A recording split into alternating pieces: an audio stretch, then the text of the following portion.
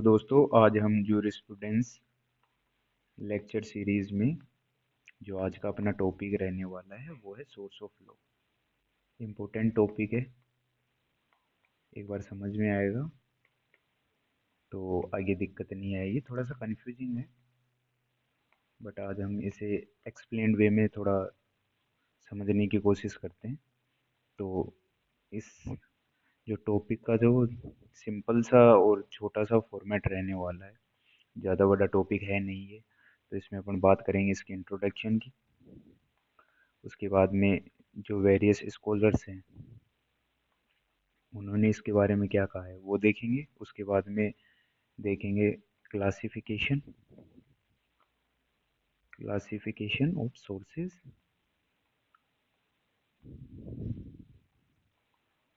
उसके बाद में बात करेंगे सोर्सेज के बारे में, कौन कौन से जो सोर्सेज हैं। और उसके बाद में बात करेंगे इसका कंक्लूजन, किससे क्या चीज़ सीखने को मिलती है। तो जैसा कि आप सभी को पता है कि सोर्स का मीनिंग क्या होता है। मीनिंग ऑफ सोर्स, सोर्स मतलब कोई चीज़ कहाँ से डिराइव हो रही है, आ कहाँ से रही है, वो बेसिकली वो चीज़ आ कहाँ रही है। जैसे धरती पे, अर्थ पे सनरेज आती हैं तो इसका भी एक सोर्स है सन। रिवर्स चल रही हैं तो उसका भी एक सोर्स है ग्लेशियर्स। तो ऐसे हर चीज़ का एक सोर्स होता है, पॉइंट ऑफ ओरिजिन, क्यों उनकी उत्पत्ति कहाँ से हो रही है। तो इसी के बारे में आज बात करेंगे। तो आज अपन सोर्स देखेंगे लॉ के, कि कानून कहाँ से आता है, अपनी अथॉरिटी कहाँ से डिराइव करता है। तो लेट्स स्टार्ट। तो सबसे पहले बात करें मीनिंग की, तो वही बात कि the term source of law means the origin, मतलब उत्पत्ति कहाँ से हो रही है, जहाँ से लॉ अपनी अथॉरिटी, वैलिडिटी और बाइंडिंग फोर्स, मतलब सीधी सिंपलर वे में अगर बात करें कि लॉ, जैसे सबको पता है कि ये बाइंडिंग होता है, हर इंसान को मानना पड़ता है। तो ये बाइंडिंग जो इफेक्ट है ये कहाँ से आता है, इसकी वैलिडिटी, कि ये वैलिड क्यों है, और जो एक बात है इसका ज्यूरिडिक्शन, ये किस पे लागू होता है। तो इन सब का सोर्स है क्या एक्चुअल में, तो इसी के बारे में आज बात करेंगे। तो सबसे पहले इसके बारे में बात करते हैं हम कि जो विभिन्न जो ज्यूरिस्ट हैं उनके द्वारा इस पे क्या कहा गया है। तो सबसे पहले बात करते हैं सालमन साहब की। तो इन्होंने कहा है source of law are the sources from which law, simple सी इन्होंने बात कही है कि लॉ के सोर्स वो हैं जिनसे लॉ अपनी अथॉरिटी और फोर्स और वैलिडिटी, अपनी वैधता और शक्ति प्राप्त करता है। सिंपल सी मीनिंग है, ज़्यादा कन्फ्यूजिंग भी नहीं है। इसके बाद में जॉन ऑस्टिन साहब ने क्या कहा है, इन्होंने कहा है कि law is the command of the sovereign. आपने जो शुरू के लेक्चर में इनको डिटेल्ड में पढ़ा है, sovereign authority is the source of law. इन्होंने सीधा सा कहा है कि सोर्स है वो स्टेट है। स्टेट का मतलब फॉर एग्जांपल गवर्नमेंट। अब सोर्स, लॉ का सोर्स स्टेट है। स्टेट लॉ का सोर्स क्यों है, क्योंकि इन्होंने डिफाइन किया है कि लॉ जो है वो एक कमांड है। कमांड किसकी दी हुई, स्टेट की दी हुई कमांड है।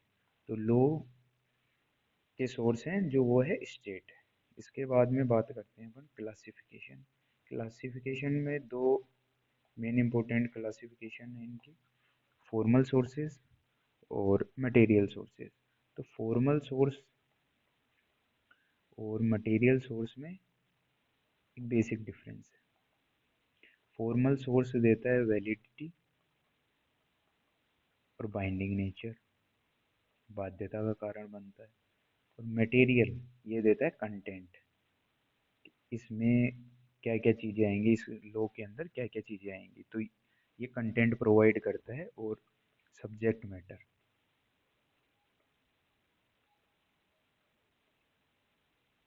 तो इसके अंदर जो, जैसे एग्जांपल लें तो इसके अंदर आते हैं लेजिस्लेशन, जुडिशियल प्रेसिडेंट्स, न्यायिक दृष्टांत, जो कोर्ट्स के जो जजमेंट्स आते हैं, उसके बाद में जो कस्टम्स।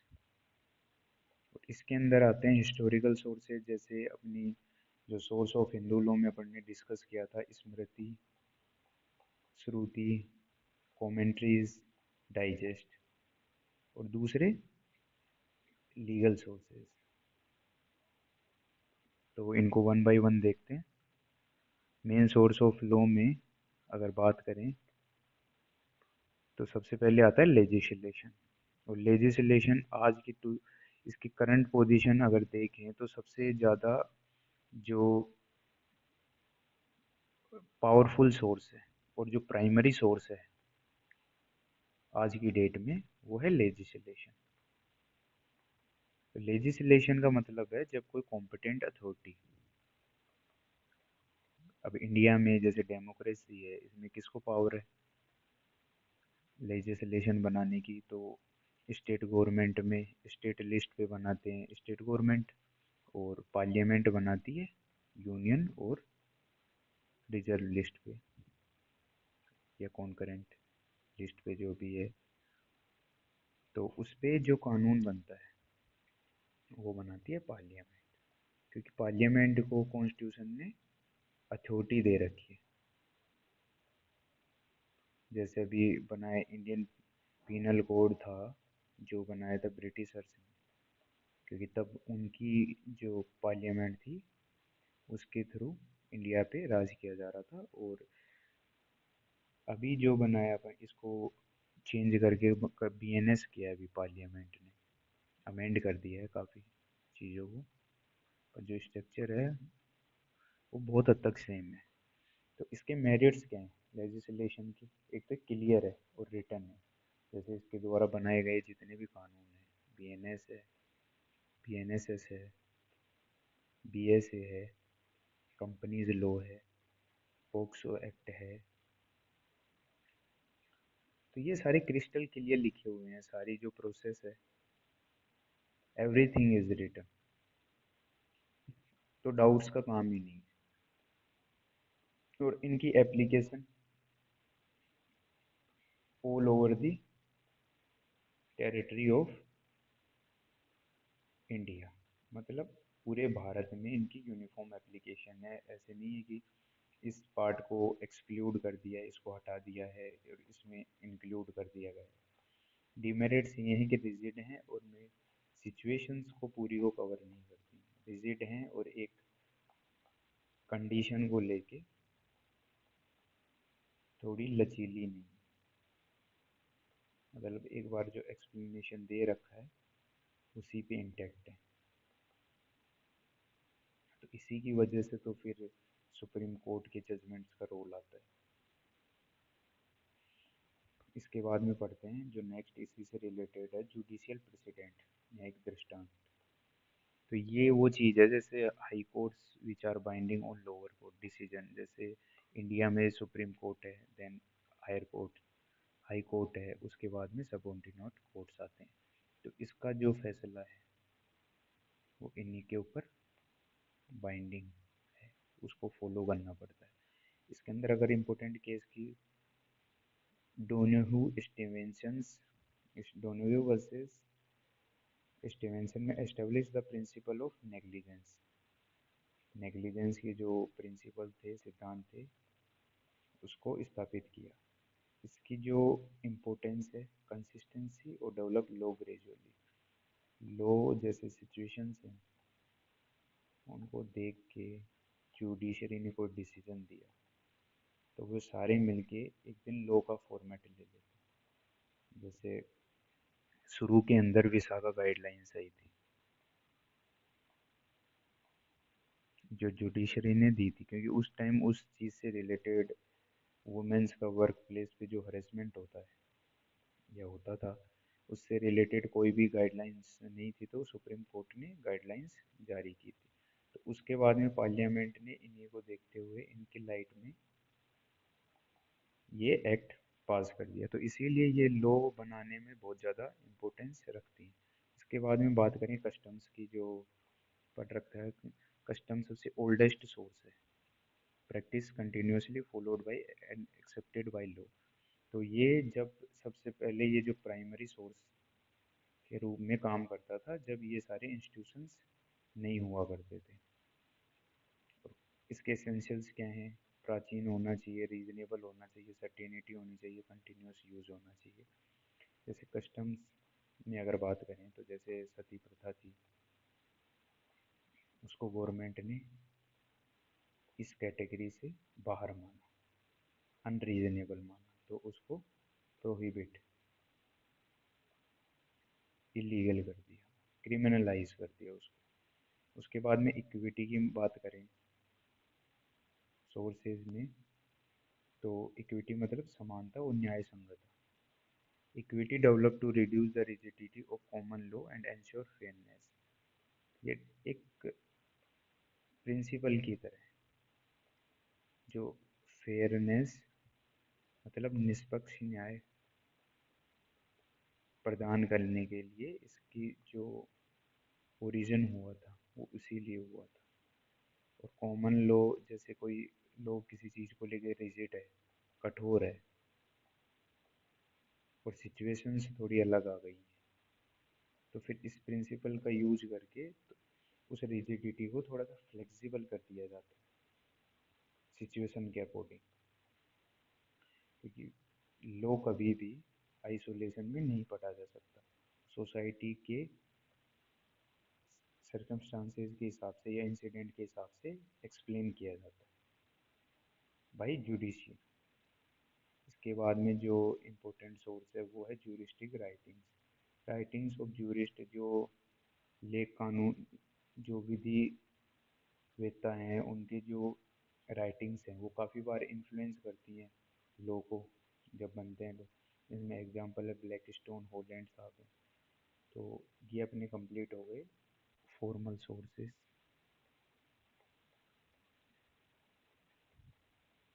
इसके बाद में बात करते हैं हिस्टोरिकल सोर्सेज। तो these are the sources which influence the development of, इन्होंने जो डेवलपमेंट है, मतलब कुछ नियम कानून यहाँ से चले और यहाँ आ जाके उन्होंने लॉ का रूप ले लिया। तो ये इससे यहाँ का जो इनका टाइम पीरियड है इसको इन्फ्लुएंस करते हैं, बट ये एक्चुअल में ये बाइंडिंग नहीं है आज। ये फॉर्म जो डेवलप हुआ है ये बाइंडिंग है।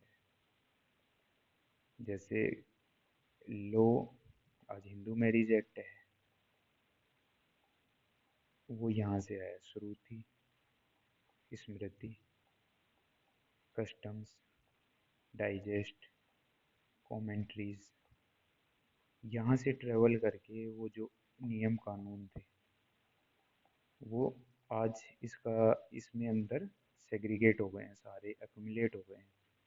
जैसे हिंदू मैरिज एक्ट है, उसके बाद में अडॉप्शन एक्ट है, जैसे सक्सेशन एक्ट है। तो ये सारे आज यहीं से, इन्हीं के जो बेसिक चीज़ें थी उन्हीं से इन्होंने अपनी स्ट्रक्चर प्राप्त की है। But as an independent thing अगर इनको देखें तो ये बाइंडिंग नहीं है आज, बाइंडिंग ये है। तो हिस्टोरिकल सोर्सेज वही हैं, इसमें दो आते हैं, एंशियंट टेक्स्ट और रिलीजियस स्क्रिप्चर्स। पर ये लॉ बनने में काफ़ी हेल्पफुल हैं, पर वो आज की डेट में टुडेज इनकी जो रेलेवेंस है वो बाइंडिंग इफेक्ट नहीं है। अगर सोर्स ऑफ लॉ की अगर इम्पोर्टेंस की बात की जाए तो understanding source of law help in analysing how law originate, develop and function in a society. यहाँ से कुछ रूल्स ट्रेवल करते हैं, एक पॉइंट ऑफ टाइम में ओरिजिन होते हैं, उत्पत्ति होती है कुछ नियमों की, और यहाँ पे आके वो लॉ बनते हैं। इस बीच में सर्कमस्टांसेस और सिचुएशंस आती हैं, सोसाइटी में काफ़ी चेंजेस होते हैं, यहाँ चेंज हो, यहाँ चेंज आए, उसके बाद में ये लॉ बनता है। तो जो सोर्स ऑफ लॉ है, इसकी अंडरस्टैंडिंग ये बताती है कि ये सोर्स, ये जो कानून है आज ऐसा क्यों है, ये क्यों को आंसर सोर्स ऑफ लॉ करते हैं। जैसे सोर्स ऑफ श्रुति स्मृति,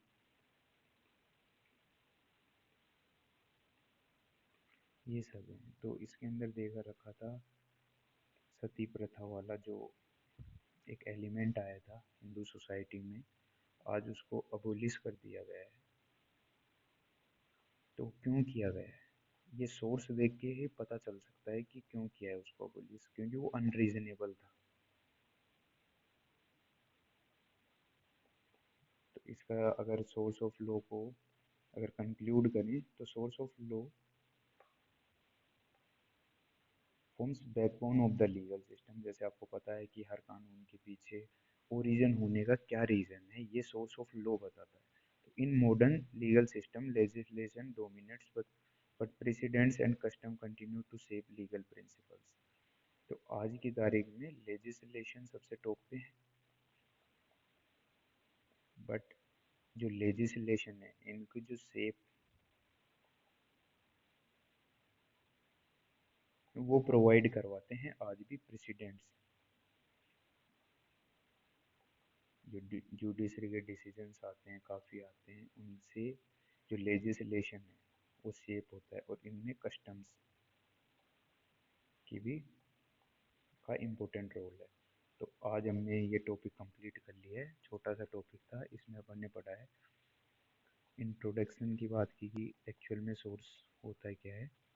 उसके बाद में वेरियस स्कॉलर्स ने इस पे क्या कहा है। इसके बाद में बात की अपन ने क्लासिफिकेशन, फिर सोर्स ऑफ लॉ,